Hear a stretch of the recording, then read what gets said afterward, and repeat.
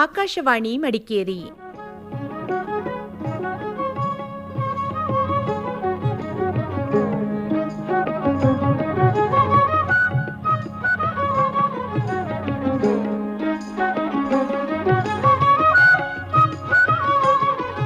ಕಾರ್ಯಕ್ರಮ ಮಹಿಳಾ ಲೋಕ.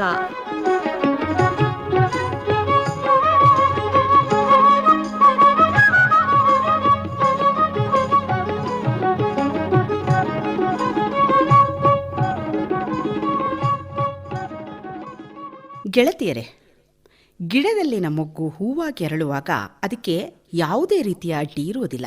ಇದ್ದಾಗ ಸಹಜವಾಗಿ ಅರಳಬೇಕಾದಂತಹ ಮೊಗ್ಗು ಅರಳದೆ ಮುದುಡಿ ಹೋಗಬಹುದು. ಆದರೆ ಸ್ವಚ್ಛ ಗಾಳಿ, ಅಗತ್ಯವಿದ್ದಷ್ಟು ನೀರು, ಧಾರಾಳ ಬೆಳಕು ಆ ಗಿಡದ ಮೇಲೆ ಬೀಳುವಾಗ ತಾನಾಗೇ ಅರಳುವಂತಹ ಹೂವಿನ ಸೌಂದರ್ಯವನ್ನು ನೋಡ್ತಾ ಇದ್ರೆ ಮನಸ್ಸಿನ ಹೋಲಿಕೆಯ ಸಾಲಿನಲ್ಲಿ ನಿಲ್ಲದೇ ಇರದು. ಹುಟ್ಟಿದ ಮಗು ಹೆಣ್ಣಾಗಿದ್ದಾಗ ಅವಳ ಲಾಲನೆ ಪಾಲನೆಯ ಜೊತೆ ಹೆತ್ತವರು ಒಂದು ಚಿಂತನೆಯನ್ನು ಬೆಳೆಸ್ಕೊಂಡು ಬರ್ತಾರೆ. ಅದು ಯಾವುದು?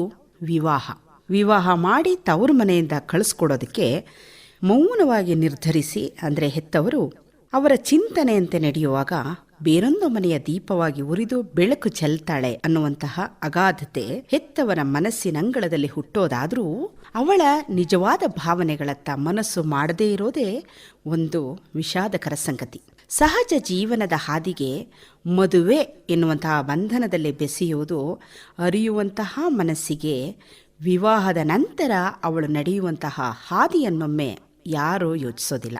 ಯಾಕೆ ಅನ್ನುವಂತಹ ಪ್ರಶ್ನೆ ಮೂಡೋದು ಸಹಜ. ವಯಸ್ಸಿನ ಮಿತಿ ದಾಟಬಲ್ಲ ಹಂತ ಸಮೀಪಿಸ್ತಿದ್ದ ಹಾಗೆ ಮದುವೆ ಮಾಡೋದು ಒಂದು ಸಂಗತಿಯಾದರೆ, ಮದುವೆಯ ನಂತರ ಅವಳು ಎದುರಿಸಬಹುದಾದಂತಹ ಸವಾಲುಗಳ ಜೊತೆ ಸಹಕರಿಸೋದಕ್ಕೆ ಯಾರೂ ಇಲ್ಲದೆ ಇರುವಂಥದ್ದು ಮತ್ತೊಂದು. ಅವಳ ಮನಸ್ಸಿನ ಭಾವನೆಗಳು ಆಯಾಯ ಕ್ಷಣದಲ್ಲಿ ಒಮ್ಮೆಲೆ ಉದ್ಭವವಾಗುವಾಗ ಅವುಗಳ ಹಿಡಿತಕ್ಕೆ ಯಾರೂ ಇರೋದಿಲ್ಲ ಅನ್ನುವಂತಹ ಒಂದು ಸಂದರ್ಭದಲ್ಲಿ ಅವಳ ಮನಸ್ಸೇ ಆಧಾರವಾಗುತ್ತೆ ಅನ್ನೋದು ವಾಸ್ತವ. ಹಾಗೆಯೇ ಅದು ಹೆಣ್ಣಿನ ಅನುಭವ ಕೂಡ. ಮಕ್ಕಳ ಮನಸ್ಸು ಮತ್ತು ಶರೀರ ಪೂರ್ಣ ಬೆಳವಣಿಗೆ ಆಗೋ ತನಕ ಕಾಯ್ದೆ ಕೆಲವೊಂದು ಪೋಷಕರು ಅತಿ ಚಿಕ್ಕ ವಯಸ್ಸಿನ ವಿವಾಹ ಮಾಡೋದಕ್ಕೆ ತಯಾರಿ ನಡೆಸಿ ಮದುವೆಗೆ ಅಗತ್ಯವಾದಂಥ ಹಣವನ್ನು ಹೊಂದಿಸೋದು ಮಾತ್ರ ಅಲ್ಲ, ಕೈ ಸಾಲವನ್ನಾದರೂ ಮಾಡಿ ಮಗಳಿಗೆ ಒಡವೆಯನ್ನು ಮಾಡಿಸಿ ಹೆಣ್ಣು ತೋರಿಸುವ ಆಪ್ತರಿಗೆ ವಿಚಾರವನ್ನು ಮುಟ್ಟಿಸೇ ಬಿಡ್ತಾರೆ.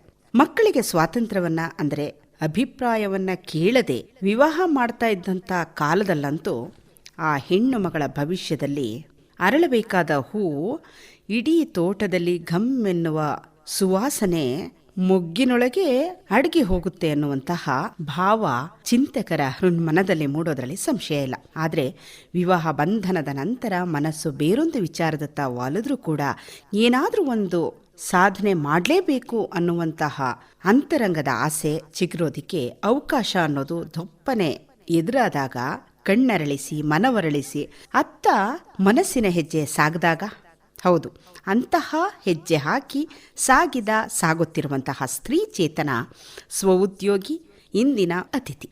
ಬನ್ನಿ ಗೆಳತಿಯರೇ, ಅವರನ್ನ ಮಾತನಾಡಿಸೋಣ. ನಮಸ್ಕಾರ ಜ್ಯೋತಿ ಭಾಗೀರಥಿ ಅವರೇ. ನಮಸ್ಕಾರ ಮೇಡಮ್. ನೀವು ಯಾವ ಊರು? ನಾವು ರಾಜಪೇಟ್ ಪಕ್ಕ. ಮತ್ತೆ ಯಾವಾಗ ವಿವಾಹ ಆಯ್ತು? 2000 ಅಲ್ಲಿ, ಅಂದ್ರೆ 18 years ಆಗುವಾಗ್ಲೇ ನಂಗೆ ಮದುವೆ ಆಯ್ತು. ನಿಮ್ಗೆ 18 ವರ್ಷ ಆಗುವಾಗ್ಲೇನೆ ವಿವಾಹ ಮಾಡಿಬಿಟ್ರು. ಹೌದು. ನಿಮ್ಮ ಗಂಡನ ಮನೆಯಲ್ಲಿ ಹೇಗಿತ್ತು ಮನೆ ವಾತಾವರಣ? ಯಾಕೆ ಅಂತ ಹೇಳಿದ್ರೆ, ನೀವು ತವರು ಮನೇಲಿದ್ದಂಥವ್ರು, ಜೊತೆಗೆ 18 ವರ್ಷ ಅಷ್ಟೇ ಆಗಿತ್ತು, ತುಂಬ ಚಿಕ್ಕವರು. ಹೇಗೆ ನೀವು ಅರ್ಥ ಮಾಡ್ಕೊಂಡ್ರಿ ಹೊಸ ಮನೆಯನ್ನ, ಹೊಸ ಕುಟುಂಬವನ್ನ, ಕುಟುಂಬದ ಸದಸ್ಯರನ್ನ? ಅಂದ್ರೆ ಮೇಡಮ್, ಹಸ್ಬೆಂಡ್ ಮನೆ ಪೊನ್ನಂಪೇಟ್, ಆದ್ರೆ ಅವರಿರೋದು ಒಂದು ಎಸ್ಟೇಟ್ ಅಲ್ಲಿ, ಇಂಚಿಲ್ಗೆರೆ ಅಂತ ಹೇಳೋ ಎಸ್ಟೇಟ್ ಅಲ್ಲಿ ಅವ್ರು ಕೆಲಸ ಮಾಡ್ತಾ ಇರೋದು. ಸೊ ನಾವು ಹೋಗಿದ್ದು ಅಲ್ಲಿಗೆ ಎಸ್ಟೇಟಿಗೆ ಹೋಗಿದ್ದು. ಅವ್ರು ಕ್ವಾರ್ಟರ್ಸ್ ಅಲ್ಲಿ ಇದ್ರು. ಆಗ ನಾವು ಇಬ್ರೇ, ಹಸ್ಬೆಂಡ್ ವೈಫ್, ಮತ್ತೆ ಪಕ್ಕದಲ್ಲಿ ಹಸ್ಬೆಂಡ್ ಅಣ್ಣಂದು ಮನೆ ಇತ್ತು. ನಿಮ್ಮ ತವರು ಮನೆಯಲ್ಲಿ ಎಷ್ಟು ಮಕ್ಕಳ ಜೊತೆ ನೀವು ಹುಟ್ಟಿದ್ದು? ನಾನು, ನನ್ನ ತಮ್ಮ, ನಾವಿಬ್ರೇ. ಅಪ್ಪ ಅಮ್ಮ ಅಷ್ಟೇ, 4 ಜನ ಮಾತ್ರ. ಪಪ್ಪ ಇಲ್ಲ, ಪಪ್ಪ ತೀರಿ ಹೋಗಿ 1 ವರ್ಷ ಆಯ್ತು ಇವಾಗ. ನೀವು ಏನು ವಿದ್ಯಾಭ್ಯಾಸ ಮಾಡಿದ್ರಿ? ನಾನು SSLC. ಆ ನಂತರ ಒಂದು ಕೆಲ್ಸಕ್ಕೆ ಹೋಗ್ತಾ ಇದ್ದೆ. ಅಂದ್ರೆ ಮನೇಲಿ ಸ್ವಲ್ಪ ಪ್ರಾಬ್ಲಮ್ ಇತ್ತು, ಆ ಥರ ಮತ್ತೆ ಕಾಲೇಜ್ಗೆ ಹೋಗೋದು ಅಂತ ಒಂದು ಇಂಟ್ರೆಸ್ಟ್ ಇರ್ಲಿಲ್ಲ, ಸೊ ಹೋಗ್ಲಿಲ್ಲ. ಕೆಲ್ಸಕ್ಕೆ ಹೋಗ್ತಾ ಇದ್ದೆ, ಅಷ್ಟೊತ್ತಿಗೆ ಆಫರ್ ಬಂತು, ಒಳ್ಳೆ ಆಫರ್. ಸೊ ಮದ್ವೆ ಮಾಡಿದ್ರು. ನನಗೆ ಅಡಿಗೆ ಎಲ್ಲ ಅಷ್ಟು ಬರ್ತಿರ್ಲಿಲ್ಲ, ಆಕ್ಚುಲಿ ಬೇಗ ಮದ್ವೆ ಆಗಿದ್ದಲ್ವಾ, ಗೊತ್ತಿಲ್ಲ. ನಿಜ ಹೇಳ್ಬೇಕಂದ್ರೆ ಕಾಫಿ ಮಾಡ್ಲಿಕ್ಕೂ ಗೊತ್ತಿರ್ಲಿಲ್ಲ ನನಗೆ. ಹಸ್ಬೆಂಡದ್ದು ಅಣ್ಣಂದು ವೈಫ್ ಅವರೇ ಎಲ್ಲ ಹೇಳಿ ಕೊಟ್ಟಿದ್ದು. ಮತ್ತೆ ಟಿವಿ ನೋಡ್ತಿದ್ದೆ, ಅದರಲ್ಲಿ ಬರ್ತಿತ್ತಲ್ಲ ನಳಪಾಕ ಅದು ಇದು, ಅದ್ರಲ್ಲೆಲ್ಲ ನೋಡಿ ಅಡಿಗೆ ಎಲ್ಲ ಕಲಿತೆ. ನಿಮಗೆ ಇಷ್ಟು ಬೇಗ ಅಂದರೆ ಚಿಕ್ಕವರಿದ್ದಾಗಲೇ ಮದುವೆ ಆಯಿತು ಅಂತ ಏನಾದರೂ ಬೇಸರ ಇತ್ತಾ? ಇಲ್ಲ ಇಲ್ಲ, ಆ ಥರದ್ದೇನು ಇಲ್ಲ. ಅಂದರೆ ಚೆನ್ನಾಗಿ ನೋಡ್ಕೊಳ್ತಿದ್ದಾರೆ ಹಸ್ಬೆಂಡ್. ಅಂದರೆ ಆ ದಿನಗಳಲ್ಲಿ ನಿಮ್ಮ ಸಹಪಾಠಿಗಳೆಲ್ಲರೂ ಕೂಡ ಕಾಲೇಜ್ಗೆ ಅಂತ ಹೋದಾಗ ನೀವು ಮಾತ್ರ ವಿವಾಹ ಆದ್ರಲ್ಲ, ಆವಾಗ ನಿಮ್ಮ ಮನಸ್ಸಿಗೆ ಏನು ಅನ್ನಿಸ್ತು? ಇಲ್ಲ, ಆ ಥರದ್ದೇನು ಅನಿಸಿಲ್ಲ ನನಗೆ. ಆ ದಿನಕ್ಕೂ ಈ ದಿನಕ್ಕೂ ಏನು ವ್ಯತ್ಯಾಸ ಕಂಡುಕೊಂಡಿದ್ದೀರಿ ನೀವು? ವ್ಯತ್ಯಾಸ ಅಂದರೆ ನಾನು ಸ್ಕೂಲಿಗೆ ಹೋಗ್ತಿದ್ದಾಗ ಮಾತೇ ಆಡ್ತಿರ್ಲಿಲ್ಲ, ನನ್ನ ಪಾಡಿಗೆ ನಾನು ಅಷ್ಟೇ. ಅಂದರೆ ತುಂಬ ಸಿಟ್ಟು. ಬಟ್ ಇವಾಗ ಎಲ್ಲರ ಜೊತೆನೂ ಮಾತಾಡ್ತೀನಿ. ನಿಮ್ಮ ಮನೆಯಲ್ಲಿ ಈಗ ಯಾರೆಲ್ಲ ಇದ್ದೀರಿ? ಈಗ ನಾನು, ಹಸ್ಬೆಂಡ್, ಮಗಳು, ಮಗ.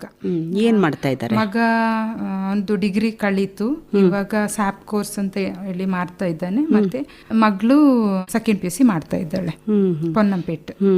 ಅಂದ್ರೆ 2 ಮಕ್ಕಳ ತಾಯಿ. 2 ಮಕ್ಕಳ ತಾಯಿ. ಅವರನ್ನ ಬೆಳೆಸೋದ್ರಲ್ಲಿ ತಾಯಿ ಪಾತ್ರ ಅಂತಂದ್ರೆ ನೀವು ಹೇಗೆ ನಿರ್ವಹಿಸ್ತ್ರಿ? ಈಗ ಮಗ ತುಂಬಾ ಚೂಟಿ ಇದ್ದ, ಗಲಾಟೆ ಇದ್ದ. ಮಗಳು ಮಾತ್ರ ಬೆಳೆದಿದ್ದೇ ಗೊತ್ತಾಗಿಲ್ಲ ಮೇಡಮ್, ಅಷ್ಟೂ ಸೈಲೆಂಟ್ ಅಂದ್ರೆ ಅಷ್ಟೂ ಸೈಲೆಂಟ್. ಯಾಕೆ ಈ ಪ್ರಶ್ನೆ ಅಂತಂದ್ರೆ ಜ್ಯೋತಿ ಭಾಗೀರಥಿ ಅವರೇ, ನೀವು ಚಿಕ್ಕ ವಯಸ್ಸಿನಲ್ಲಿ ವಿವಾಹ ಮಾತ್ರಲ್ಲ, ನೀವೇ ಮಗುನಂತೆ ಇದ್ದಿದ್ದು. ನಿಮಗೆ ಮಕ್ಕಳಾದಾಗ ನೀವು ಹೇಗೆ ನಿರ್ವಹಿಸ್ತೀರಿ ತಾಯಿಯಾಗಿ ಅಂತ ಈ ಪ್ರಶ್ನೆಯನ್ನ ಕೇಳಿದ್ದು. ನಮ್ಮ ಗೆಳತಿಯರಿಗೂ ಕೂಡ ಇದು ಒಂದು ಕುತೂಹಲ. ಇಲ್ಲ ಮೇಡಮ್, ಗೊತ್ತಿಲ್ಲ, ಅದು ಹೇಗೋ ಆಯ್ತು ಅಂದ್ರೆ ಗೊತ್ತಿಲ್ಲ. ಇವಾಗ ಯೋಚನೆ ಮಾಡಿದ್ರೆ ನಾನಾ ಅದು ಅಂತ ಅನಿಸ್ತಾ ಇದೆ. ಅದು ಆಗೋಯ್ತು. ಹಸ್ಬೆಂಡ್ದು ಸಪೋರ್ಟ್, ಅಮ್ಮ ಇದ್ರು, ಅಮ್ಮ ತುಂಬಾ ಸಪೋರ್ಟ್ ಮಾಡ್ತಾ ಇದ್ರು. ಮತ್ತೆ ಆ ಹಸ್ಬೆಂಡ್ದು ಅಣ್ಣಂದು ವೈಫ್, ಅವರು ಅಷ್ಟೇ. ಮಗ ಸುಮಾರು ಅವ್ರ ಮನೇಲೇ ಇರ್ತಾ ಇದ್ರು, ಪಕ್ಕ ಅಲ್ವಾ ಮನೆ, ಓಡೋಗ್ಬಿಡೋದು, ಬರೋದೇ ಇಲ್ಲ ಅವ್ರ ಮನೆಯಿಂದ. ಅವ್ರ ಮನೇಲಿ ಆ ಅಕ್ಕ ತುಂಬಾ ಚೆನ್ನಾಗಿ ನೋಡ್ಕೊತಿದ್ರು, ಅದಂತೂ ಮರಿಲಿಕ್ಕೆ ಆಗೋದಿಲ್ಲ. ಮಗಳ ಆಗೋಷ್ಟರಲ್ಲಿ ನಾವು ಅಮ್ಮತ್ತಿಗೆ ಬಂದ್ವಿ. ಅಮ್ಮತ್ತಿಯಲ್ಲಿ ಜಾಗ ತಗೊಂಡು ಮನೆ ಕಟ್ಟಿ ಮಗಳಿಗೆ 3 ವರ್ಷ ಇದ್ದಾಗ ನಾವು ಅಮ್ಮತ್ತಿಗೆ ಬಂದಿದ್ವಿ. ಹೇಗೆ ಹೊಂದ್ಕೊಂಡ್ರಿ ನೀವು? ಗೊತ್ತಿಲ್ಲ ಮೇಡಮ್, ಎಲ್ಲರ ಜೊತೆ ಹೊಂದ್ಕೊಳ್ತೀನಿ. ಸೊ ಅದು. ಮತ್ತೆ ಈಗ ಏನು ಕೆಲಸ ಮಾಡ್ತಾ ಇದ್ದೀರಿ? ಇವಾಗ ಟೈಲರಿಂಗ್ ಮಾಡ್ತಾ ಇದ್ದೀನಿ.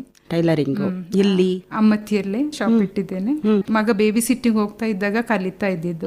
ಹಸ್ಬೆಂಡ್ಗೆ ಅಷ್ಟು ಇಷ್ಟ ಇರ್ಲಿಲ್ಲ, ಆದ್ರೂ ಅವನ್ನ ಬೇಬಿ ಸಿಟ್ಟಿಂಗ್ ಕರ್ಕೊಂಡು ಹೋಗೋ, ಮಧ್ಯಾಹ್ನ ಗಂಟೆ ಸುಮ್ನೆ ಕೂರ್ಬೇಕಲ್ವಾ. ಆಗ ಅಲ್ಲಿ ನನ್ನ ಫ್ರೆಂಡ್ ಒಬ್ರು ಟೈಲರಿಂಗ್ ಕಲೀಲಿಕ್ಕೆ ಹೋಗ್ತಾ ಇದ್ರು, ಅವಳು ಕರ್ಕೊಂಡು ಹೋಗಿದ್ದು. ಅವಳ ಹೆಸರು ಸಂಧ್ಯಾ ಅಂತ. ಹಸ್ಬೆಂಡ್ ಬೇಡ ಅಂದ್ರು.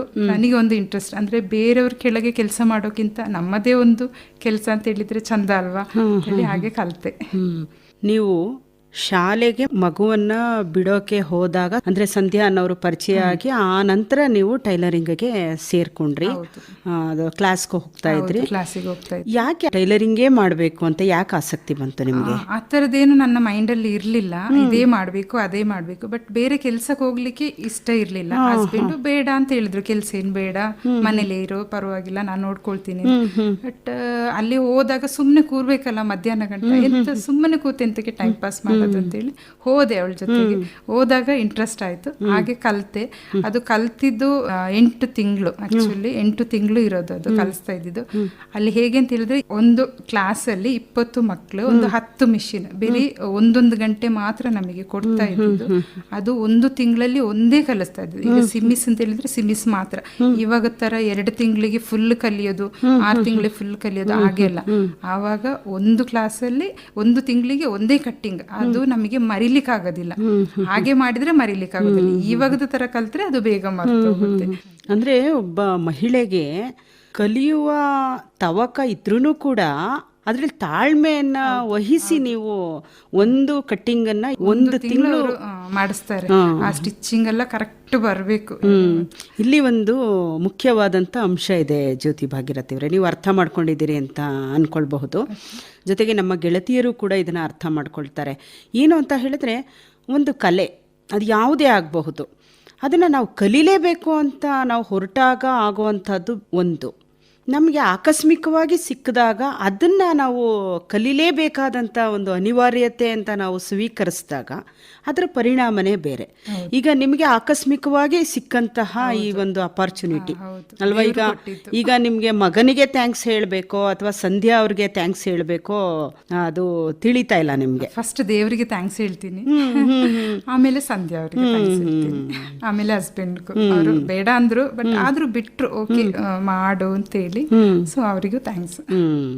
ಒಂದು ಕಲೆ ಇರುತ್ತೆ ಅಂತ ಹೇಳಬಹುದು. ಈಗ ಯಾವುದೇ ಒಂದು ಮನಸ್ಸಾಗ್ಲಿ, ಆ ಮನಸ್ಸಲ್ಲಿ ಬರೀ ಕುಟುಂಬದ ಸದಸ್ಯರು, ಮಕ್ಕಳು, ಅತ್ತೆ ಮಾವ ಮತ್ತೆ ಮನೆ ಕೆಲಸ ಇವುಗಳಷ್ಟೇ ಅಲ್ಲದೇನೆ ಅವಳಲ್ಲಿ ಒಂದು ಕಲೆ ಅನ್ನೋದು ಅಡಗಿದೆ ಅನ್ನೋದನ್ನ ನಾವು ನಿಮ್ಮ ಮಾತಿನಿಂದ ನಾವು ಅರ್ಥ ಮಾಡ್ಕೊಳ್ಬಹುದು. ಎಲ್ಲರ ಮನಸ್ಸಲ್ಲೂ ಇರುತ್ತೆ, ಎಲ್ಲರಿಗೂ ಇರುತ್ತೆ, ಅವ್ರು ಅದನ್ನ ಹೊರಗಡೆ ತರಬೇಕಷ್ಟೇ.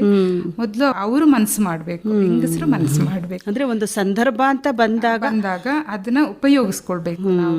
ಖಂಡಿತ ಎಲ್ಲರಿಗೂ ಸಂದರ್ಭ ಕೊಟ್ಟೇ ಕೊಡ್ತಾರೆ ಅದಂತೂ. ಈಗ ಏನು ಅಂತಂದ್ರೆ ಜ್ಯೋತಿ ಭಾಗ್ಯರಥಿ ಅವರೇ, ಒಬ್ಬ ಮಹಿಳೆ ಅಂತ ಅಂದಾಗ ಅವಳಿಗೆ ಸಾಕಷ್ಟು ಸಹಜವಾದಂಥ ಜವಾಬ್ದಾರಿಗಳಿರುತ್ತೆ. ಅವಳು ದೊಡ್ಡವಳಾದಾಗಿಂದ ಅವಳು ವಯಸ್ಸಿಗೆ ಬರೋವರೆಗೂ ಅವಳೇ ಆ ಜವಾಬ್ದಾರಿಯನ್ನು ನಿರ್ವಹಿಸಬೇಕು. ಜೊತೆಗೆ ಅವಳು ಕಲಿತಾ ಮುಂದೆ ಬಂದಾಗ ಅವಳು ಶಿಕ್ಷಣದಲ್ಲೂ ಕೂಡ ಮುಂದೆ ಬಂದಿರೋವಂಥದ್ದನ್ನು ನಾವು ನೋಡಿದ್ದೀವಿ. ನಿಮ್ಮ ಒಂದು ವಿಚಾರದಲ್ಲಿ ಇಲ್ಲಿ ಸ್ವಲ್ಪ ವಿಶೇಷತೆ ಇದೆ. ಚಿಕ್ಕ ವಯಸ್ಸಿನಲ್ಲೇ ವಿವಾಹ ಮಾಡಿದ್ರು. ಆ ಮಗು ಆದಂಥ ಸಂದರ್ಭದಲ್ಲಿ ಆ ಮಗುವನ್ನು ಬೇಬಿ ಸಿಟ್ಟಿಂಗ್ಗೆ ಬಿಟ್ಟಾಗ ಇರುವಂತಹ ಸಮಯವನ್ನು ನೀವು ಉಪಯೋಗ ಮಾಡಿಕೊಂಡು ನೀವು ಮುಂದುವರೆದಿದ್ದೀರಿ ಅಂತ ಹೇಳ್ಬೋದು. ಈಗ ಹೇಗಿದೆ ನಿಮ್ಮ ಸಂಪಾದನೆ, ನಿಮ್ಮ ಕೆಲಸ, ನಿಮ್ಮ ಮನಸ್ಥಿತಿ ಹೇಗಿದೆ ಅಂತ ಹಂಚ್ಕೊಳ್ಳಿ ನಮ್ಮ ಗೆಳತಿಯರ ಜೊತೆ. ಇವಾಗ ನಾನು ಕಲಿತು ಒಂದು 18 ವರ್ಷ ಆಯ್ತು ಟೈಲರಿಂಗ್ ಕಲಿತು. ಮಗಂದು ಬೇಬಿ ಸಿಟ್ಟಿಂಗ್ ಆದಾಗೆ 2ನೇ ಮಗು ಪ್ರೆಗ್ನೆಂಟ್ ಆದೆ ನಾನು. ಆಮೇಲೆ ಅಲ್ಲಿಗೆ ಅದು ಡ್ರಾಪ್ ಆಯ್ತು. ಆದ್ರೆ ನಾನು ಅದನ್ನ ನಿಲ್ಸಿಲ್ಲ. ಅಂದ್ರೆ ಮನೇಲೆ ಹೊಲಿಯೋದು, ಮತ್ತೆ ಮಗಳ ಆದ್ಮೇಲೆ ಮಗಳಿಗೆ ಫ್ರಾಕ್ ಹೊಲಿಯೋದು. ಆವಾಗೆಲ್ಲ ಮೊಬೈಲ್ ಇಲ್ಲ, ಯೂಟ್ಯೂಬ್ ಇಲ್ಲ. ಇವಾಗೆಲ್ಲ ಕಲಿಬೇಕಂದ್ರೆ ಯೂಟ್ಯೂಬ್ ನೋಡಿ ಕಲಿಬಹುದು. ಆವಾಗ ಏನು 18 ವರ್ಷಕ್ಕಿಂತ ಮುಂಚೆ ಮೊಬೈಲ್ ಇರ್ಲಿಲ್ಲ. ಇಂಟ್ರೆಸ್ಟ್ ಅಲ್ಲಿ ಮಾಡಿದೆ, ಬಿಟ್ಟಿಲ್ಲ. ಅಮ್ಮನಿಗೆ ಬ್ಲೌಸ್ ಹೊಲಿದು ಕೊಡೋದು, ಮಗಳಿಗೆ ಫ್ರಾಕ್ ಹೊಲಿಯೋದು, ಇದೇ ಕೆಲಸ ನನಗೆ. ನಾವು ಎಸ್ಟೇಟ್ ಅಲ್ಲಿ ಇದ್ದಿದ್ದಲ್ವಾ, ಅಲ್ಲಿ ಎಸ್ಟೇಟ್ ಅಲ್ಲಿ ಇರುವವರೆಲ್ಲರೂ ಬಟ್ಟೆ ತಂದು ಕೊಡ್ತಾ ಇದ್ರು. ಹಾಗೆ ಹೊಲ್ದು ರೆಡಿ ಆದೆ. ಆಮೇಲೆ ಇವಾಗ ಶಾಪ್ ಓಪನ್ ಮಾಡಿ 10 ವರ್ಷ ಆಯ್ತು. ಅದಕ್ಕಿಂತ ಮುಂಚೆ ಮನೇಲಿ ಇದ್ದೆ. ಅಂದ್ರೆ ಮಗಳು ಸಣ್ಣವಳು, ಅವಳನ್ನ ನೋಡ್ಕೊಳ್ಬೇಕು, ಸ್ಕೂಲಿಗೆ ಬಿಡಬೇಕು, ಅದೆಲ್ಲ ಇತ್ತು. ಆಮೇಲೆ ಅವಳು ಸ್ಕೂಲಿಗೆ ಹೋದ್ಮೇಲೆ ನನಗೆ ಬೋರ್ ಆಗ್ಲಿಕ್ಕೆ ಸ್ಟಾರ್ಟ್ ಆಯ್ತು. ಬೋರ್ ಅಂದ್ರೆ 10 ಗಂಟೆಗೆ ಕೆಲಸ ಮುಗಿತಿತ್ತು. ಹಸ್ಬೆಂಡ್ 7 ಗಂಟೆಗೆ ಡ್ಯೂಟಿ ಹೋಗ್ತಾರೆ. ಅವ್ರು 7 ಗಂಟೆಗೆ ಟಿಫಿನ್ ಸಮೇತ ಪ್ಯಾಕ್ ಆಗ್ಬೇಕು. ಅದೆಲ್ಲ ಆಗಿ 7:15ಗೆಲ್ಲ ಕಿಚನ್ದು ಕೆಲಸ ಮುಗಿಯುತ್ತೆ. ಆಮೇಲೆ ಮಗಳನ್ನ ಕರ್ಕೊಂಡು ಹೋಗೋದು, ಸ್ಕೂಲ್ಗೆ ಬಿಟ್ಟು ವಾಪಸ್ ಬರೋದು, ಬಂದು ಟಿವಿ ನೋಡೋದು. ಎಂತ ನೋಡ್ಲಿಕ್ಕೆ ಇರುತ್ತೆ ಹೇಳಿ, ಟಿವಿ ಸ್ವಲ್ಪ ಹೊತ್ತು ನೋಡ್ಬೋದು. ಇನ್ನು ಹೇಳ್ದೆ ಹಸ್ಬೆಂಡ್ಗೆ. ಮತ್ತೆ ಅಲ್ಲಿ ಸ್ಕೂಲಿಗೆ ಹೋಗ್ತಾ ಇದ್ದಾಗ ಫ್ರೆಂಡ್ಸ್ ಎಲ್ಲ ಬಟ್ಟೆ ಕೊಡ್ತಾ ಇದ್ರು. ಅವ್ರು ಹೇಳಿದ್ರು, ನೀವು ಚಂದ ಹೊಲಿತಿದ್ದೀರಲ್ವಾ, ನೀವು ಶಾಪ್ ಓಪನ್ ಮಾಡಿ, ನಮಗೆ ಮನೆಗೆ ಕೊಡ್ಲಿಕ್ಕೆ ಕಷ್ಟ ಆಗುತ್ತೆ, ನೀವು ಇಲ್ಲಿದ್ರೆ ಆಗ್ಬೋದು ಅಂತ ಹೇಳಿ. ಆಮೇಲೆ ಧೈರ್ಯ ಮಾಡಿ ಶಾಪ್ ಓಪನ್ ಮಾಡಿದ್ದು. ಅದು 1 ವರ್ಷ ಮಾಡುವಂತ. ಹಸ್ಬೆಂಡು ಮತ್ತೆ ತಮ್ಮ ಇಬ್ರು ಸಪೋರ್ಟ್ ಮಾಡಿದ್ರು, ಶಾಪ್ ಓಪನ್ ಮಾಡು ನೋಡು ಅಂತೇಳಿ. 1 ವರ್ಷ ಮಾಡುವಂತ ಮಾತ್ರ ಇದ್ದಿದ್ದು. ಇವಾಗ 10 ವರ್ಷಕ್ಕೆ ಬಂದು ಮುಟ್ಟಿದ್ದೀನಿ. ತುಂಬಾ ಖುಷಿ ಆಗ್ತಿದೆ. ಈಗ ಒಂದು ಸಣ್ಣ ಪ್ರಶ್ನೆ ಏನು ಅಂತಂದ್ರೆ, ಬೇರೆಯವರೆಲ್ಲ ಬಟ್ಟೆಗಳನ್ನು ತಂದು ಕೊಡ್ತಾ ಇದ್ರು, ಅದಕ್ಕೂ ಮುಂಚೆ ನೀವು ಮಗಳಿಗೆ ಒಂದು ಫ್ರಾಕ್ ಅನ್ನ ಹೊಲಿತಾ ಇದ್ರು. ಅದರ ಒಂದು ಸವಿ ನೆನಪನ್ನ ನೀವು ಹೇಳಬಹುದಾ? ಒಂದು ಫ್ರಾಕ್ ಇವಾಗ್ಲೂ ಇಟ್ಟಿದ್ದೀನಿ, ನಾನು ಸ್ಟಿಚ್ ಮಾಡಿರೋದು. ಅದು ಒಂದು ಡ್ರೆಸ್ ಪೀಸ್ ತಗೊಂಡು ನನಗೆ ಒಂದು ಟಾಪ್, ಮಗಳಿಗೆ ಒಂದು ಫ್ರಾಕ್, ಅವಳು ಅದನ್ನೇ ಹಾಕ್ತಾ ಇದ್ದಿದ್ದು. ಅದೀಗ ಹರಿದೋಗಿದ್ದು, ಬಿಟ್ಟೋಗಿತ್ತು ಸ್ವಲ್ಪ ಎಲ್ಲ, ಬಟ್ ಅವಳಿಗೆ ಅದೇ ಫ್ರಾಕ್ ಬೇಕು. ಅದಂತೂ ನಂಗೆ ಮರಿಲಿಕ್ಕೆ ಆಗೋದಿಲ್ಲ. ಅಂದ್ರೆ ಅದು ಹೊಲಿಯುವಾಗ ನೀವು ಮಗಳ ಒಂದು ಚಂದವನ್ನ ನೀವು ಮನಸ್ಸಲ್ಲಿ ಗ್ರಹಿಸ್ತಾ ಇದ್ರಿ ಅಲ್ವಾ? ಅದು ಪ್ರತಿಯೊಬ್ಬರಿಗೂ ಸಾಧ್ಯ ಆದ್ರೂ ಕೂಡ ಎಲ್ಲರೂ ಬಟ್ಟೆ ಹೊಲಿಯೋದಿಲ್ವಲ್ಲ. ನೀವು ಒಬ್ಬ ತಾಯಿಯಾಗಿ ಮಗಳಿಗೆ ಒಂದು ಫ್ರಾಕ್ ಅನ್ನ ಹೊಲಿಯುವಾಗ ಆಗುವಂತಹ ಖುಷಿನೇ ಬೇರೆ ಅಲ್ವಾ? ಇವತ್ತಿಗೂ ಕೂಡ ನೀವು ಅದನ್ನ ನೆನಪಿಸ್ಕೊಳ್ತಾ ಇದ್ದೀರಾ? ಇಟ್ಕೊಂಡಿದ್ದೀನಿ, ಆ ಫ್ರಾಕು ಇಟ್ಕೊಂಡಿದ್ದೀನಿ. ಮೊನ್ನೆ ಸಹ ಮಗಳಿಗೆ ತೋರಿಸಿ ಹೇಳ್ದೆ ಇದು ಫ್ರಾಕ್ ಅಂತೇಳಿ. ಹಾಗೆ ತುಂಬಾ ಖುಷಿ ಆಗ್ತದೆ. ಆಮೇಲೆ ನಾನು ಸ್ಟಡಿ ಆದ್ಮೇಲೆ ಮಗಳಿಗೆ ಬರ್ತ್ಡೇಗೆ ಬಟ್ಟೆ ತೆಗಿಯೋದೇ ಇಲ್ಲ ಹೊರಗಡೆ ಹೋಗಿ, ನಾನೇ ಸ್ಟಿಚ್ ಮಾಡುದು. ಬಟ್ಟೆ ತಗೊಳ್ಳೋದು, ಸ್ಟಿಚ್ ಮಾಡೋದು. ಈಗ ಹೊರಗಡೆ ಹೋದಾಗ ಬಟ್ಟೆ ಕಾಣುವಾಗ ಖುಷಿಯಾಗಿ ತೆಗ್ದಿಟ್ಕೊಳ್ತೀನಿ. ಈ ಟೈಮ್ ಬಂದಾಗ ಅವಳಿಗೆ ಯಾವ ಟೈಮಿಗೆ ಬೇಕು ಆ ಟೈಮಿಗೆ ಅದು ಹೊಲ್ದು ಕೊಡ್ತೀನಿ. ಮತ್ತೆ ಸ್ಕೂಲಿಗೆ ಹೋಗ್ತಾ ಇದ್ದಾಗ ಅಲ್ಲಿ ಇವಳು ಬರ್ತ್ಡೇಗೆ ಹಾಕಿ ಮಾರನೇ ದಿನ ಒಂದ್ 2-3 ಆರ್ಡರ್ಸ್ ಸಿಗ್ತಾ ಇತ್ತು ನನಗೆ. ಇವಾಗ ಕಾಲೇಜಿಗೆ ಕಲರ್ ಡ್ರೆಸ್ ಇಲ್ವಲ್ಲ, ಅಂದ್ರೆ ನಿಮ್ಗೆ ಒಂದು ಕೆಲಸವೂ ಕೂಡ ಬರ್ತಾ ಇತ್ತು, ಆರ್ಡರ್ ಕೂಡ ಬರ್ತಾ ಇತ್ತು ಅಂತ. ಮಗಳಿಂದ ಬರ್ತಾ ಇತ್ತು. ನಿಜಕ್ಕೂ ಕೂಡ ಇದು ಒಂದು ಖುಷಿ ಸಮಾಚಾರ ಜ್ಯೋತಿ ಭಾಗೀರಥಿ ಅವರೇ. ಮಕ್ಕಳು ಹೇಗೆ ನಿಮ್ಮನ್ನ ನೋಡ್ತಾ ಇದ್ರು ಆವಾಗ? ಈಗ ಹೊಸ ಹೊಸ ಆರ್ಡರ್ಗಳು ಬಂದಾಗ ಅವರ ಒಂದು ಕುತೂಹಲ ಹೇಗಿತ್ತು? ಅವರಿಗೆ ಖುಷಿನೇ ಇತ್ತು. ಆದ್ರೆ ಅವರು ಸಣ್ಣವರು ಆವಾಗ. ಇವಾಗ ತುಂಬಾ ಸಪೋರ್ಟ್ ಮಾಡ್ತಾ ಇದ್ದಾರೆ, ಮಗ ಆಗ್ಲಿ ಮಗಳಾಗ್ಲಿ ತುಂಬಾ ಅಂದ್ರೆ ತುಂಬಾನೇ ಸಪೋರ್ಟ್. ನನ್ನ ಎಲ್ಲ ಕೆಲ್ಸಕ್ಕೂ ಅವ್ರು ಸಪೋರ್ಟ್ ಮಾಡ್ತಾರೆ. ಈಗ ಶಾಪ್ ಓಪನ್ ಮಾಡಿದ್ರಿ, ಕೆಲಸಗಾರರು ಅಂತ ಇದ್ದಾರಾ? ಕೆಲಸಗಾರರು ಇಬ್ಬರಿದ್ದಾರೆ. ಅದ್ರಲ್ಲಿ ಒಂದು ಹುಡುಗಿಗೆ ಬಾಯಿ ಬರೋದಿಲ್ಲ, ಕಿವಿನೂ ಕೇಳಿಸೋದಿಲ್ಲ. ಸ್ಟಾರ್ಟಿಂಗ್ ಅವ್ರ ಅಮ್ಮ ಬಂದು ನನ್ನ ಹತ್ರ ಕಲಿಸ್ತೀರಾ ಅಂತ ಕೇಳಿದ್ರು. ನಾ ಕಲಿಸ್ತೀನಿ ಅಂತ ಹೇಳಿದೆ. ಬಟ್ ನಂಗೆ ಗೊತ್ತಿಲ್ಲ, ಅವಳು ಮಾತಾಡೋದಿಲ್ಲ ಅಂತ ಹೇಳಿ ಗೊತ್ತಿರ್ಲಿಲ್ಲ. ಇವಳು ಮಾರನೇ ದಿನ ಬಂದ್ಲು ಶಾಪಿಗೆ. ಇವಳು ಮಾತಾಡ್ತಾ ಇದ್ದಾಳೆ, ನಂಗೆ ಒಂದು ಅರ್ಥ ಆಗ್ತಾ ಇಲ್ಲ. ನಾನು ಕೇಳಿದೆ, ನೀನ್ ಎಂತ ಮಾತಾಡ್ತಿದ್ದೀಯ ಅಂತ. ಒಂದು ಗೊತ್ತಿಲ್ಲ. ಅಷ್ಟೊತ್ತಿಗೆ ನನ್ನ ಕೊಲಿಗೊಬ್ರು ಬಂದ್ರು, ಇನ್ನೊಬ್ರು ಕೆಲ್ಸಕ್ಕಿರೋರು ನನ್ನ ಫ್ರೆಂಡ್. ಅವ್ರು ಹೇಳಿದ್ರು ಅವಳು ಮಾತಾಡೋದಿಲ್ಲ ಅಂತ. ನನಗೆ ಶಾಕ್ ಆದಾಗ ಮಾತಾಡೋದೊಳಗೆ ನಾನು ಹೆಂಗೆ ಕಲ್ಸೋದು.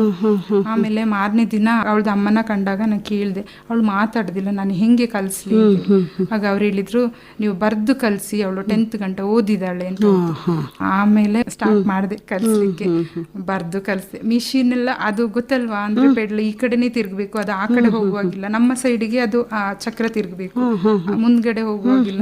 ಅದೆಲ್ಲ ಹೆಂಗೆ ಹೇಳಿಕೊಟ್ಟೋ ಗೊತ್ತಿಲ್ಲ. ಬಟ್ ಇವಾಗ ಕಲ್ತಳು ಟಾಪ್ ಸ್ಟಿಚ್ ಮಾಡ್ತಾಳೆ, ಫಾಲ್ಸ್ ಇಡ್ತಾಳೆ, ಸುಮಾರು ಕೆಲಸ ಮಾಡಿ ಕೊಡ್ತಾಳೆ. ಶಾಪಿಗೆ ಬಂದ್ಮೇಲೆ ಪರವಾಗಿಲ್ಲ ಅಂತ ಅನ್ಸುತ್ತೆ. ಅಂದ್ರೆ ಮಾತಾಡ್ತಾನೆ ಇರ್ತೀವಿ, ಅವಳಿದ್ರೆ ನಮಗೆ ಟೈಮ್ ಪಾಸ್. ನಗಾಡ್ತಾಳೆ, ತುಂಬಾ ಹೊಂದ್ಕೊಳ್ತಾಳೆ ಎಲ್ಲರಿಗೂ. ಇದು ಕೂಡ ನಿಮ್ಮ ಜೀವನದ ಒಂದು ಸಾಧನೆ ಅಂತ ಹೇಳಬಹುದಾ? ಯಾಕೆ ಅಂತ ಹೇಳಿದ್ರೆ, ಮಾತು ಬಾರದ ಮತ್ತೆ ಕಿವಿಯೂ ಕೇಳದಂತಹ ಒಬ್ಬ ಯುವತಿಗೆ ನೀವು ವಿದ್ಯೆಯನ್ನು ಕಲಿಸ್ಕೊಡ್ಬೇಕು, ಟೈಲರಿಂಗ್ ವಿದ್ಯೆ ಅಂತ ಅಂದರೆ ಅದು ಸಾಮಾನ್ಯವಾದಂಥದ್ದಲ್ಲ. ನಿಮ್ಮ ಸ್ಥಾನದಲ್ಲಿ ನಾವು ಕೂತು ಯೋಚನೆ ಮಾಡಿದ್ರೆ ಅದು ಎಷ್ಟು ಕಷ್ಟ ಅನ್ನೋದು ಅರ್ಥ ಆಗುತ್ತೆ. ಅದನ್ನು ಕೂಡ ಒಂದು ಖುಷಿ ಸಮಾಚಾರವನ್ನು ನಮ್ಮ ಗೆಳತಿಯರ ಜೊತೆ ಹಂಚ್ಕೊಂಡ್ರಿ.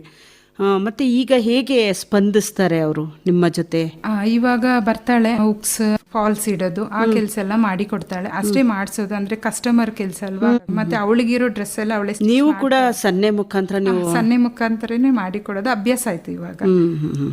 ಫುಲ್ ಗೊತ್ತಾಗಿಲ್ಲ ಅಂದ್ರೂ ಸ್ವಲ್ಪನಾದ್ರೂ ಗೊತ್ತಾಗುತ್ತೆ. ಆ ಒಂದು ವಿದ್ಯೆಯನ್ನು ನೀವು ಕಲ್ತ್ಕೊಂಡ್ರಿ, ಅದು ಸನ್ನೆ ಮಾಡುವಂತಹ ವಿದ್ಯೆಯನ್ನು ನೀವು ಜೊತೆಯಲ್ಲಿ ಕಲ್ತ್ಕೊಂಡ್ರಿ ಅಂತ ಹೇಳ್ಬೋದು. ಮತ್ತೆ ಈಗ ನೀವು ಶಾಪ್ ಓಪನ್ ಮಾಡಿ ಇಬ್ಬರಿಗೆ ಕೆಲಸವನ್ನು ಕೊಟ್ಟಿದ್ದೀರಾ, ಉದ್ಯೋಗವನ್ನು ಕೊಟ್ಟಿದ್ದೀರಾ, ಅವರ ಜೀವನೋಪಾಯಕ್ಕೂ ಕೂಡ ನೀವು ಒಂದು ಸಹಕಾರವನ್ನು ಕೊಟ್ಟಿದ್ದೀರಾ. ಈಗ ಹೊರಗಿನ ಪ್ರಪಂಚದಲ್ಲಿ, ಅಂದರೆ ನಿಮ್ಮ ಪ್ರಪಂಚವನ್ನು ಬಿಟ್ಟು ಹೊರಗಿನ ಪ್ರಪಂಚದಲ್ಲಿ ಬೇಕಾದಷ್ಟು ಮಕ್ಕಳು ಈ ಥರ ಇದ್ದಾರೆ. ಅಂತಹ ಮಕ್ಕಳಿಗಾಗಲಿ ಅಥವಾ ಅಂತಹ ಒಬ್ಬ ಉದ್ಯೋಗ ನೀಡಬಲ್ಲಂತಹ ಮಹಿಳೆಗೆ ನೀವು ಏನು ಕಿವಿ ಮಾತನ್ನು ಹೇಳ್ತೀರಿ? ಅರ್ಥ ಮಾಡ್ಕೊಳ್ಳೋ ಅಂಥದ್ದೇ ದೊಡ್ಡದು ಇದರಲ್ಲಿ ಅಲ್ವಾ? ನಿಜಕ್ಕೂ ಕೂಡ ಹೇಗೆ ನೀವು ನಿರ್ವಹಿಸಬೇಕು ಅಂತ ಹೇಳ್ತೀರಾ ನಿಮ್ಮ ಅನುಭವದಲ್ಲಿ? ಅಂದ್ರೆ ನಾವು ಹೇಗೆ ಕಲಿಸ್ಬೇಕಪ್ಪ ಅಂತ ನಮಗೆ ಅನ್ಸ್ಬಹುದು, ಬಟ್ ದಾರಿ ಅನ್ನೋದು ಇದ್ದೇ ಇದೆ. ಈಗ ಬರ್ದು ಕಲ್ಸೋದು ಆ ತರ ಏನಾದ್ರೂ ಒಂದು ಮಾಡ್ಬೋದು ಅಂತ ನನ್ನ ಅನಿಸಿಕೆ. ಈಗ ನಾನು ಅದೇ ಮಾಡಿದ್ದು, ಸೊ ಮಾಡ್ಬೋದು, ಮಾಡಿ ಅಂತ ಕೇಳ್ಕೊತಾ ಇದ್ದೀನಿ. ಇನ್ನು ಮುಂದಿನ ನಿಮ್ಮ ಉದ್ದೇಶ ಏನು, ಗುರಿ? ಉದ್ದೇಶ ಅದೇ, ನಾನೀಗ ಶಾಪ್ ಓಪನ್ ಮಾಡಿ 10 ವರ್ಷ ಆಯ್ತು. ಆವಾಗ 6,000 ಮಿಷಿನ್ ಇಟ್ಕೊಂಡಿದ್ದೆ ಓಪನ್ ಮಾಡುವಾಗ. ಆಮೇಲೆ ಪಿಗ್ಮಿ ಕಟ್ಟಿ ಒಂದು 11,000 ಹೈ ಸ್ಪೀಡ್ ಮಿಷಿನ್ ತಗೊಂಡೆ. ಫಸ್ಟ್ ಇದ್ದಿದ್ದು ಸಣ್ಣ ಮಿಷಿನ್, ಅದನ್ನ ಕಲಿಯುವಾಗ ತೆಗ್ದಿದ್ದು ಇವಾಗ್ಲೂ ಇದೆ. 18 ವರ್ಷ ಆಯ್ತು. ಆ ಮಿಷಿನ್ ನೋಡುವಾಗ ನನಗೆ ತುಂಬಾ ಖುಷಿ ಆಗ್ತದೆ. ಅಂದ್ರೆ ಫಸ್ಟ್ ತೆಗ್ದ ಮಿಷಿನ್ ಅಲ್ಲ. ಮತ್ತೆ ಸೆಕೆಂಡ್ ಟೈಮ್ ಪುನಃ ಮಿಷಿನ್ ತಗೊಂಡೆ. ಅದಕ್ಕೆ ಹಸ್ಬೆಂಡ್ ದುಡ್ಡು ಕೊಟ್ರು, ಅದರಲ್ಲಿ ತಗೊಂಡೆ. ಅದಾದ್ಮೇಲೆ ಪುನಃ ಇವಾಗ ಪವರ್ ಮಿಷಿನ್ ಅಂತಿದೆ, ಅದೀಗ 2 ತಗೊಂಡಿದ್ದೀನಿ, ಅದು ಇದೆ. ಮತ್ತೆ ಎಂಬ್ರಾಯ್ಡ್ರಿ ಮಿಷಿನ್ ಇದೆ, ಅದಕ್ಕೆ 3 ಲಕ್ಷ. ಅದರಲ್ಲಿ T shirt embroidery, blouse embroidery, ವಸ್ತ್ರ ಆ ಥರದ್ದೆಲ್ಲ ಮಾಡ್ಬೋದು. ಇನ್ನು ನೆಕ್ಸ್ಟ್ ಸ್ವಲ್ಪ ದೊಡ್ಡ ಮಿಷಿನ್ ತೆಗಿಯುವಂತ ಪ್ಲಾನ್ ಮಾಡ್ತಾ ಇದ್ದೀವಿ. ಮಗ ಸಪೋರ್ಟ್ ಮಾಡ್ತಾ ಇದ್ದಾನೆ. ಈಗ ಮಕ್ಕಳಿದ್ದಾರೆ ಮನೆಯಲ್ಲಿ, ಮಕ್ಕಳಿಗೂ ಕೂಡ ದಿನನಿತ್ಯದಲ್ಲಿ ಅವರಿಗೆ ಆಹಾರವನ್ನ ತಯಾರು ಮಾಡಬೇಕು. ನೀವು ಅಮ್ಮ ಅಂದ್ರೆ ಮನೆಯಲ್ಲಿ ಗೃಹಿಣಿ, ಹೇಗೆ ಸಮಯವನ್ನು ಹೊಂದಿಸ್ಕೊಳ್ತೀರಿ? ಈಗ ಶಾಪು ಕೂಡ ಓಪನ್ ಮಾಡಿಬಿಟ್ಟಿದ್ದೀರಾ, ಧೈರ್ಯ ಮಾಡಿದ್ದೀರಾ ಅಂತ ಅನ್ನಿಸ್ಬಹುದು. ಒಂದು ಚೈತನ್ಯದ ಚಿಲುಮೆ ನೀವು. ಇಂತಹ ಸಂದರ್ಭದಲ್ಲಿ ಹೇಗೆ ಸಮಯವನ್ನು ಹೊಂದಿಸ್ಕೊಳ್ತೀರಿ? ಸಮಯ ಒಂದು ಅಂತ ಹೇಳಿದ್ರೆ ಫಸ್ಟ್ ಕಿವಿ ಮಾತು ನಾನು ಹೇಳೋದು ಅಂತ ಹೇಳಿದ್ರೆ ಬೆಳಿಗ್ಗೆ ಬೇಗ ಎದ್ದೇಳ್ಬೇಕು. ನಾನು 5 ಗಂಟೆಗೆ ಎದ್ದೇಳ್ತೀನಿ. ಭಾನುವಾರ ಮಾತ್ರ ಸ್ವಲ್ಪ ಲೇಟ್. 5 ಗಂಟೆಗೆ ಎದ್ರೆ ನಂದು ಕೆಲಸ ಎಲ್ಲ ಮುಗಿಯುತ್ತೆ. ಆದ್ರೂ 5 ಗಂಟೆಗೆ ಎದ್ದು ಕುಚ್ಚು ಕಟ್ಟೋದಿದ್ರೆ ಅದ್ರದ್ದು ಸ್ವಲ್ಪ ಕೆಲಸನೂ ಮಾಡ್ತೀನಿ. ಬೆಳಿಗ್ಗೆ 6 ಗಂಟೆ ಒಳಗಡೆ 6 ಗಂಟೆ ಮೇಲೆ ನಾಷ್ಟ ಅಡಿಗೆ ಅದೆಲ್ಲ ಮಾಡ್ತೀನಿ. 1 ಗಂಟೆಲಿ ಆಗುತ್ತೆ. ಇವಾಗ ಮಗ ಇರೋದಕ್ಕೆ ಅವ್ನು ಸ್ವಲ್ಪ ಹೆಲ್ಪ್ ಮಾಡ್ತಾನೆ, ಮಗಳು ಮಾಡ್ತಾಳೆ. ಮತ್ತೆ ಮೊಬೈಲ್ ನೋಡೋದನ್ನ, ಟಿವಿ ನೋಡೋದನ್ನ, ಧಾರಾವಾಹಿ ನೋಡೋದನ್ನ ಸ್ವಲ್ಪ ಕಡಿಮೆ ಮಾಡಿದ್ರೆ ನಮ್ಗೆ ಟೈಮ್ ತುಂಬಾನೇ ಇದೆ. ಅಂದ್ರೆ ಅಡಿಗೆ ಮನೆಯಲ್ಲೂ ಕೂಡ ನೀವು ಕಸೂತಿ ಕಲೆಯನ್ನ ಬಳಸ್ತೀರಾ ಅಂತ ಅಂದಾಗಾಯ್ತು. ಏಕೆ ಅಂದ್ರೆ ಎಲ್ರಿಗೂ ಇರೋದು 2 ಕೈ. ಹೌದು ಅಲ್ವಾ? ಈ ಕಡೆ ಪಾತ್ರೆ ತೊಳಿಬೇಕು, ಆ ಕಡೆ ಏನು ಬಾಕ್ಸ್ ರೆಡಿ ಮಾಡಬೇಕು, ಮತ್ತೆ ಮೇನ್ ಅಡಿಗೆ ಮಾಡಬೇಕು. ರುಚಿಯಾದ ಅಡಿಗೆ ಮಾಡ್ಲಿಲ್ಲ ಅಂದ್ರೆ ಅವರು ಹೋಟೆಲ್ ಕಡೆ ಹೊರಟ್ಬಿಡ್ತಾರೆ ಅನ್ನೋದು ಕೂಡ ಒಂದು ಕಾಳಜಿ. ಅದಕ್ಕೆ ನೀವು ರುಚಿಯಾಗಿ ಮಾಡ್ಬೇಕು ಅಂತ ಅಂದ್ರೆ ನೀವು 2 ಕೈಯಲ್ಲಿ ಎಷ್ಟು ಕೆಲಸ ಅಂತ ಮಾಡ್ತೀರಾ. ಆದ್ರೂ ಕೂಡ ನೀವು ಕಸೂತಿಯನ್ನು ಕೂಡ ನೀವು ಮಾಡ್ತೀರಿ, ಕುಚ್ಚು ಕಟ್ಟುವಂತದ್ದು. ಎಲ್ಲರೂ ಕೇಳ್ತಾರೆ ನಿನ್ಗೆ ಎಲ್ಲಿಂದ ಟೈಮ್ ಸಿಗುತ್ತೆ, ಬಟ್ ಮನ್ಸು ಮಾಡಿದ್ರೆ ಟೈಮ್ ಸಿಗುತ್ತೆ ಖಂಡಿತ. ಏನೋ ಬಹುಮಾನವನ್ನು ಕೂಡ ನೀವು ನಮ್ಮ ಸ್ಟುಡಿಯೋದಲ್ಲಿ ಒಂದು ಇಟ್ಕೊಂಡಿದ್ದೀರಿ. ಏನು ಅದು ಬಹುಮಾನ? ಕೊಡವ ಒಳಗ ಕಾಂಪಿಟೇಷನ್ ಅಂತ ಇತ್ತು, ಅಮ್ಮತ್ತಿಯಲ್ಲಿ ಮಾಡಿದ್ರು. ಅದ್ರಲ್ಲಿ 3rd ಪ್ರೈಸ್. ಡ್ಯಾನ್ಸ್ ಕೂಡ ನೀವು ಮಾಡ್ತೀರಾ? ಡ್ಯಾನ್ಸ್ ಮಾಡ್ತೀನಿ. ಕೊಡವ ಸಂಸ್ಕೃತಿಯ ಒಂದು ಪ್ರತೀಕ. ಹೇಗೆ ಅಭ್ಯಾಸ ಮಾಡ್ತೀರಿ ನೃತ್ಯವನ್ನ? ನೃತ್ಯ ಅಂದ್ರೆ ನಾನು ಸ್ಕೂಲಿಗೆ ಹೋಗುವಾಗಲೇ ನನಗೆ ತುಂಬಾ ಇಂಟ್ರೆಸ್ಟ್ ಇತ್ತು. ಮತ್ತೆ ಭರತನಾಟ್ಯ ಕಲಿಬೇಕಂತ ತುಂಬಾ ಆಸೆ ಇತ್ತು. ಆವಾಗ ಕಷ್ಟ. ಮಗಳು ಹುಟ್ಟಿದಾಗ ನನ್ನ ಆಸೆ ಪುನಃ ಚಿಗುರುತ್ತು. ಇವಾಗ ಅವಳು ಭರತನಾಟ್ಯ ಮಾಡ್ತಾಳೆ, ಹಾಡ್ತಾಳೆ. ನಾನು ಎಂತೆಲ್ಲ ಮಾಡ್ಬೇಕು ಅಂತ ಯೋಚನೆ ಮಾಡ್ತಿದ್ದೆ, ಅದೆಲ್ಲ ಅವಳು ಮಾಡ್ತಾಳೆ. ಮತ್ತೆ ನಾನ್ ತಾಯಿ ಅನ್ನೋಕ್ಕಿಂತ ನನಗೆ ತಾಯಿ ಅವಳು. ಆ ತರ ಮನೇಲಿ ಮತ್ತೆ ಎಲ್ಲರೂ ಸಪೋರ್ಟ್ ಮಾಡ್ತಾರೆ. ಎಲ್ಲರೂ ಸೇರಿ ಕೆಲಸ ಮಾಡ್ತೀವಿ. ನಾವು ಮನೆ ಕೆಲ್ಸನ 4 ಜನ ಹಂಚ್ಕೊಂಡು ಕೆಲಸ ಮಾಡ್ತೀವಿ. ಅದಕ್ಕೋಸ್ಕರ ನನಗೆ ಟೈಮ್ ಸಿಗುತ್ತೆ ಅಂತ ಅನ್ಬೋದು. ಹೆಣ್ಣು ಮಕ್ಕಳು ಗಂಡು ಮಕ್ಕಳು ಅಂತ ತಾರತಮ್ಯವನ್ನ ಮಾಡ್ತಾರೆ. ಅಂತಹದ್ರಲ್ಲಿ ನೀವು ಮಗಳನ್ನ ತಾಯಿಯ ಒಂದು ಸ್ಥಾನವನ್ನ ಕೊಟ್ಟು ನೀವು ನೋಡ್ತಾ ಇದ್ದೀರಿ. ನಿಜಕ್ಕೂ ಕೂಡ ಇದು ಒಂದು ಮಹತ್ವದ ಸಂಗತಿ ಅಂತ ಹೇಳ್ಬೋದು. ನಮ್ಮ ಗೆಳತಿಯರ ಮನಸ್ಸಿನಲ್ಲೂ ಕೂಡ ಅವರು ಭಾವುಕತೆಯಿಂದ ಪ್ರತಿಕ್ರಿಯಿಸ್ತಾ ಇದ್ದಾರೆ ಅಂತ ಹೇಳಬಹುದು.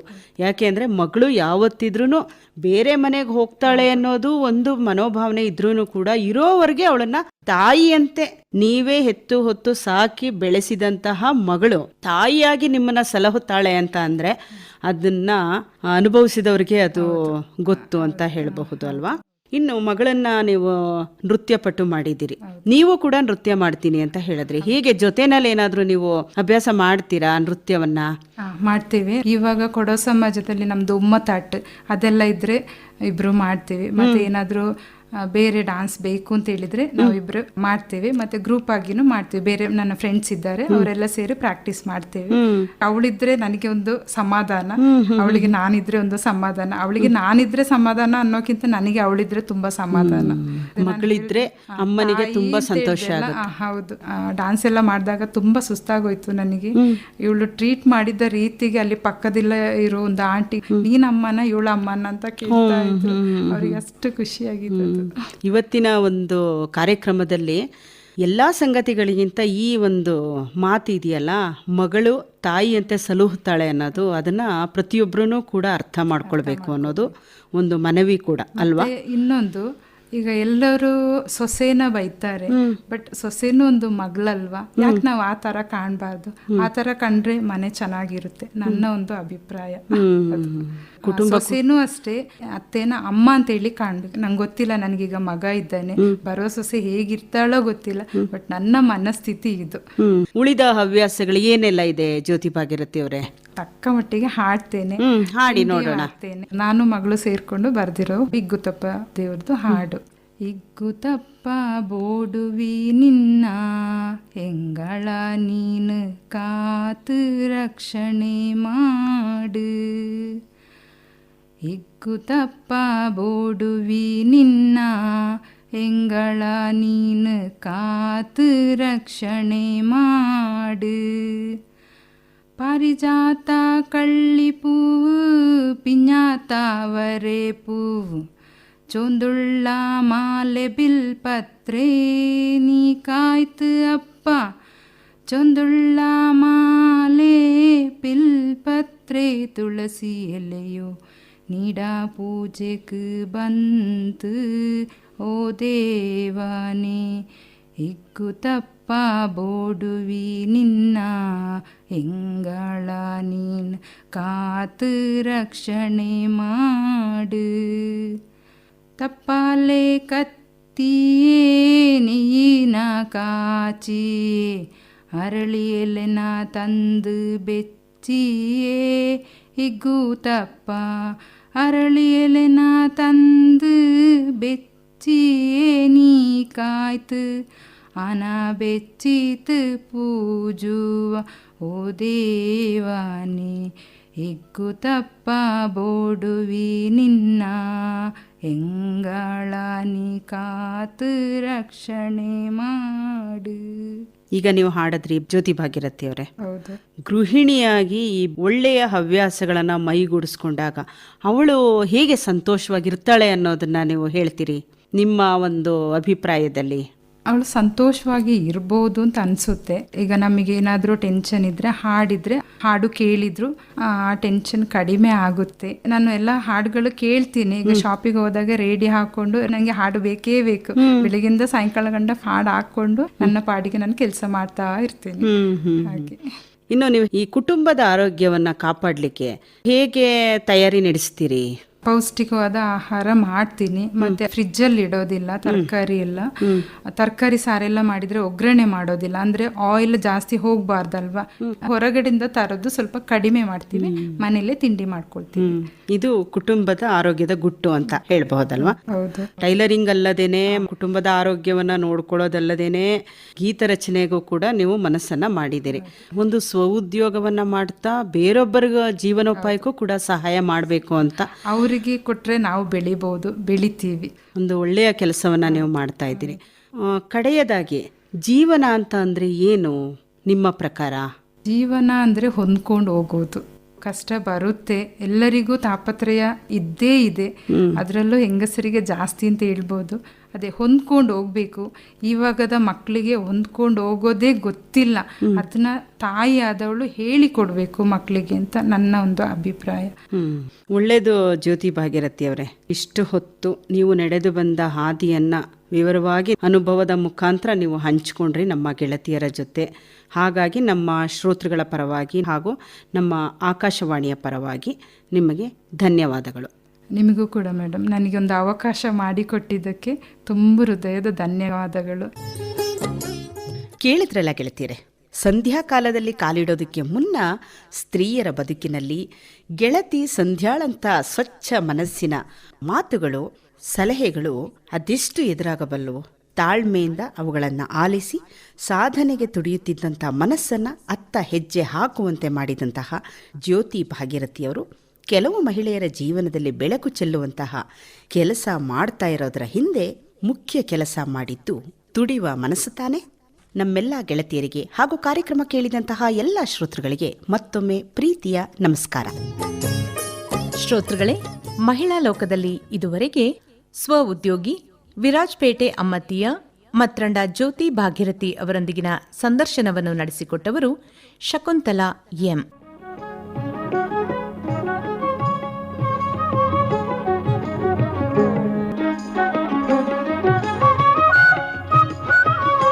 ಮಹಿಳಾ ಲೋಕ ಪ್ರಸಾರವಾಯಿತು.